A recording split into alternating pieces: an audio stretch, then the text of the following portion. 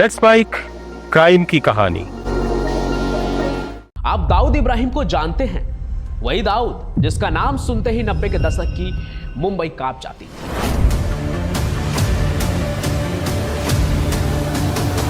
जिसके पास बंदूकें थी, शूटर थे, डर था, दहशत थी। स्मगलिंग से लेकर बॉलीवुड तक अपना साम्राज्य खड़ा किया। कोई नहीं था जो कोई गैर कानूनी काम करे और दाऊद के सामने खड़ा हो सके। लेकिन आज मैं आपको एक ऐसे आदमी की कहानी सुनाने जा रहा हूं जिसने दाऊद के जमाने में भी दाऊद से भी बड़ा साम्राज्य खड़ा किया, जो हर दिन बिना जान जोखिम में डाले करोड़ों कमाता था, शायद उस समय दाऊद से भी ज्यादा। और हैरानी की बात यह है कि उस आदमी के पास ना कोई बंदूक थी, ना कोई शूटर, ना कोई खून से सना इतिहास। पुलिस उसके पीछे थी, दाऊद उसके धंधे पर कब्जा करना चाहता था, लेकिन कोई उसे जीत नहीं पाया। उस आदमी ने मुंबई को डर से नहीं चलाया, उसने मुंबई को नंबरों से चलाया। लेकिन ऐसा नहीं है कि दाऊद ने कोशिश नहीं की। यह कहानी है उस लड़ाई की जिसमें एक तरफ था डर का बादशाह दाऊद इब्राहिम और दूसरी तरफ था किस्मत का कारोबारी रतन खत्री। एक ने ताकत बनाई थी गोलियों से, तो दूसरे ने ताकत बनाई गणित से। और इन दोनों के बीच जो टकराव हुआ वो कभी अखबारों में नहीं छपा, कभी फिल्मों में नहीं दिखाया गया, लेकिन मुंबई की गलियों में लोग आज भी उसकी कहानियां फुसफुसाकर सुनते हैं। ये वही कहानी है गन वर्सेज नंबर की। ये कहानी है दाऊद वर्सेज रतन खत्री की।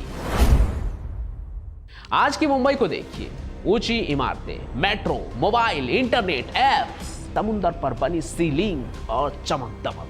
आज के मेरे जैसे लोग शायद कल्पना भी नहीं कर सकते हैं कि 1960 और 70 के दशक की मुंबई कैसी थी।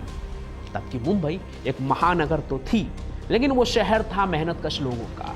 मिल मजदूर सुबह अंधेरे में निकलते थे और रात को टूटे बदन के साथ लौटते थे। टैक्सी ड्राइवर दिन भर सड़कों पर भटकते थे। झुग्गियों में रहने वाले लोग वहां की पतली गली में सांसें लेते थे। लेकिन सपनों का शहर तो मुंबई तब भी था। यहां जो आता था, जो काम करता था, सबके पास सिर्फ एक सपना था, किसी एक दिन किस्मत बदल जाएगी। उनके पास शेयर मार्केट नहीं था, उनके पास स्टार्टअप नहीं थे, लेकिन उनके पास एक चीज जरूर थी, उम्मीद। और उसी उम्मीद ने जन्म दिया मटका को।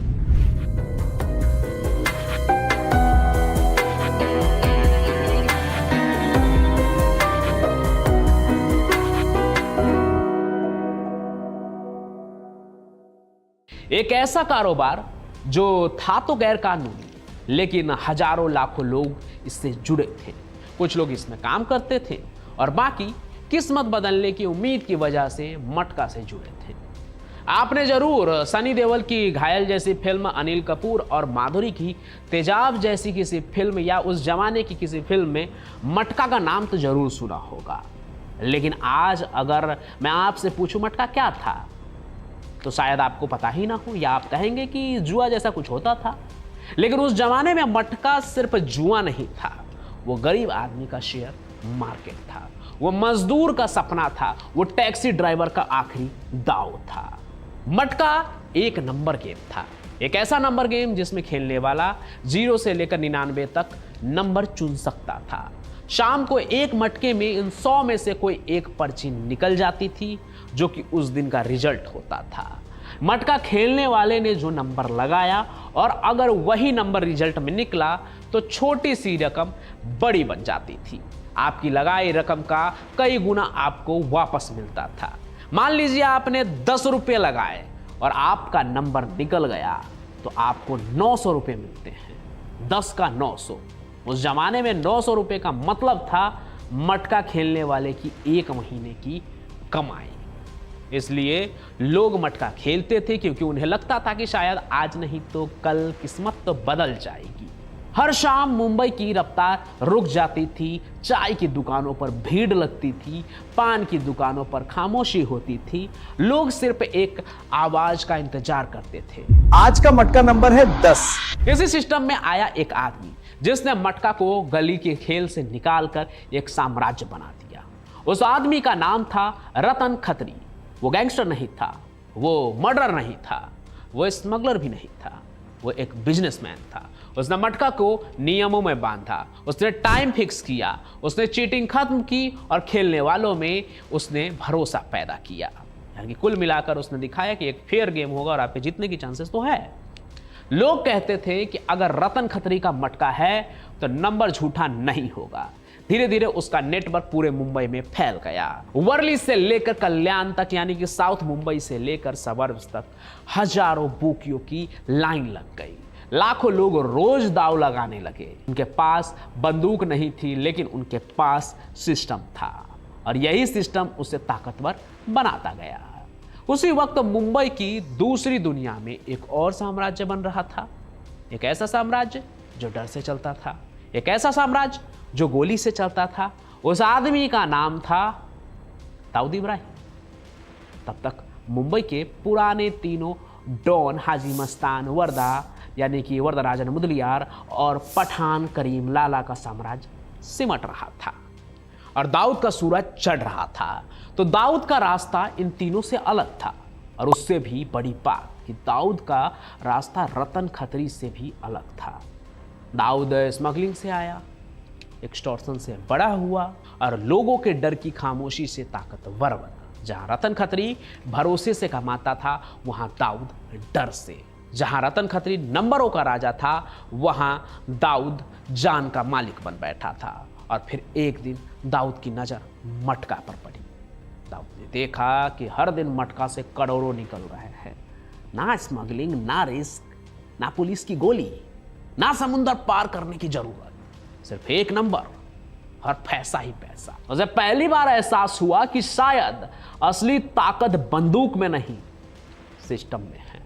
उसने सोचा अगर मटका मेरे हाथ आ गया तो मुंबई पूरी तरह से मेरे हाथों में आ जाएगी। यहीं से शुरू हुई एक खामोशी वाली जंग। ना कोई गोली चली, ना कोई लाश गिरी, लेकिन दाव बहुत बड़ा था। यह कोई फिल्मी जंग नहीं थी, ये चुपचाप लड़े जाने वाली लड़ाई थी। दाऊद अपने लोगों के जरिए मटका के इलाकों में घुसने लगा। कुछ बुकियों को डराया, कुछ को लालच दिया गया, कुछ को कहा गया अब ऊपर से आदेश आएगा। और उधर रतन खत्री चुप रहा। वो जानता था कि अगर उसने बंदूक उठाई या लड़ने भिड़ने गया तो उसका पूरा सिस्टम टूट जाएगा। इसलिए उसने लड़ाई नहीं की, उसने बचाव किया।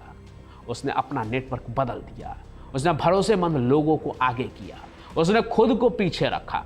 वो जानता था कि उसकी ताकत डर नहीं, विश्वास है। लेकिन अपना धंधा, अपना कारोबार तो उसे बचाना था। अब आप सोच रहे होंगे कि दाऊद ने गोली चलवाई होगी और कब्जा कर लिया होगा उसके धंधे पर। जी नहीं, ऐसा कुछ भी नहीं हुआ। दाऊद ने गोली नहीं चलवाई। क्यों? क्योंकि अगर मटका बंद होता तो पैसा बंद हो जाता और सब कुछ तो पैसे के लिए हो रहा था। और अगर पैसा बंद होता तो फिर इस धंधे को लेने और अंडरवर्ल्ड की कमाई बढ़ाने का प्लान जो था वो पूरा फेल हो जाता। इसलिए समझौता हुआ। रतन खत्री ने हफ्ता देना शुरू किया और शराफत से देता रहा, न्यूट्रल बना रहा, सब कुछ गैंगवार से दूर रहा और दाऊद ने मटका को चलाने दिया। लेकिन ये दोस्ती नहीं थी, ये मजबूरी थी। एक ऐसा रिश्ता जिसमें दोनों जानते थे कि अगर एक गिरेगा तो दूसरा भी कमजोर हो जाएगा। लेकिन एक दिन सब कुछ खत्म। दाऊद की ताकत थी डर और उसने इसका इस्तेमाल हर कुछ समय में किया कि किसी तरह से रतन खत्री का कारोबार अपने हाथ में आ जाए। एक तरफ थी गोली, दूसरी तरफ गणित। लोग कहते थे दाऊद से जान जाती है और रतन खत्री से किस्मत बनती है। और शायद यही वजह थी कि रतन खत्री ने बिना बंदूक उठाए दशकों तक अपना साम्राज्य चलाए रखा। लेकिन फिर समय बदला। 1993 के धमाके हुए, दाऊद देश छोड़कर भाग गया और बेटिंग का, क्रिकेट में बेटिंग का काला धंधा शुरू कर दिया।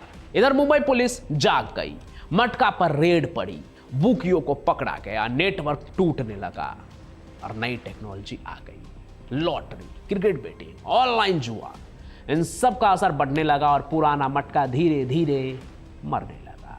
रतन खत्री बूढ़ा हो गया, उसने खुद को अलग कर लिया और एक युग खत्म हो गया। आज हम दाऊद को जानते हैं क्योंकि उसने डर से राज किया, लेकिन हम रतन खत्री को नहीं जानते क्योंकि उसने सिस्टम से राज किया, और डर का कारोबार हमेशा बड़ा होता है। तभी तो आज लॉरेंस बिश्नोई दाऊद से बड़ा डर का कारोबार बनाने में लगा है। इतिहास हमेशा गोली चलाने वालों को याद रखता है, लेकिन सच ये है कि उस समय रतन खत्री ने शायद दाऊद से ज़्यादा पैसा कमाया, और उसने वो सब कुछ बिना जान को जोखिम में डाले किया, कानून को तोड़ा और दाऊद के सामने अपना धंधा अपने ढंग से चलाता रहा और दिखाया कि ताकत सिर्फ बंदूक में नहीं होती, ताकत दिमाग में होती है। तो ये थी कहानी दाऊद वर्सेज उस आदमी की जिसने मुंबई को नंबरों से चलाया। अगर आपको ये कहानी पसंद आई हो तो लाइक करें, शेयर करें और चैनल को सब्सक्राइब भी जरूर कर लें। कमेंट में बताइए कि आपको ये कहानी कैसी लगी और इस तरह की और भी कहानी आप चाहते हैं या नहीं। मैं पंचम प्रकाश अपनी कहानियों के साथ हाजिर होता रहूँगा। अगर आप फिक्शन कहानी पढ़ना पसंद करते हैं तो मैंने एक किताब लिखी है, उसने कहा आई हेट राइटर। ये किताब आपको फ्लिपकार्ट और अमेजन दोनों पर मिल जाएगी। तो यहाँ मैं क्राइम की कहानी सुनाता हूँ। ये एक क्राइम फिक्शन नोवेल है जिसे पढ़कर आप इमेजिनेशन की दुनिया में खो सकते हैं, एक डिटेक्टिव को जान सकते हैं।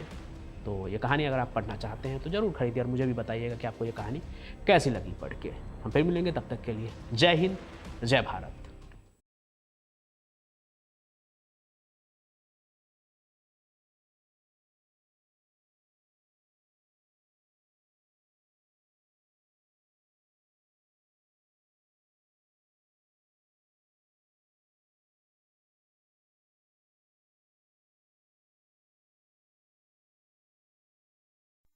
आप सुन रहे थे let's mind more than radio. Follow कीजिए हमें हमारे सोशल मीडिया प्लेटफॉर्म्स पर।